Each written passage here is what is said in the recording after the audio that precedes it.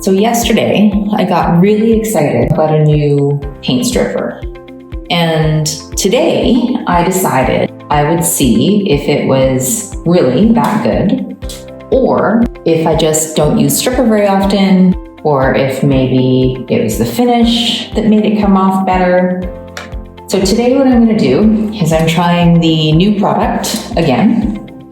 This one, a tried and true product that a lot of people swear by. This one. And then on this drawer, I am going to use my sander, which is what I normally do. Don't normally strip, I normally sand. I'm going to do a time lapse and I'm going to put the stripper on. And then while the stripper is sitting, I am going to sand the other piece and we're going to see how it goes.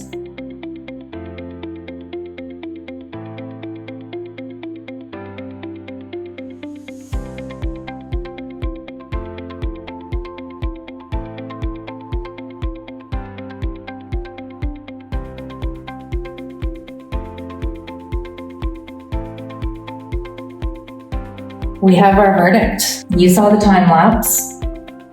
I sanded this first one down. This is a 120 grit mesh piece of sandpaper, just my regular Orbital sander. While I was waiting for the stripper to sit on both of those pieces, I actually went over to the top of the dresser that I'm doing and sanded half of it, which I will show shortly.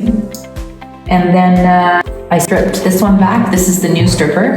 And of the two strippers, this one definitely worked better. But similar to what I experienced on the top of my dresser, the edges didn't come off as well.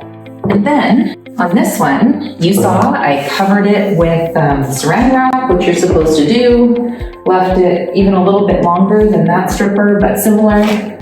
And that's what that one looks like. So I guess the top, part of the top coat came off, but it's still really quite sticky.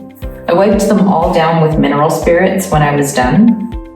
So what I'm thinking, because I'm still gonna have to sand this, is I'm just gonna go ahead and sand everything with my 120 grit mesh pad, followed up by my Festool sander with 180 grit sandpaper to get into the edges and then just to finish it off.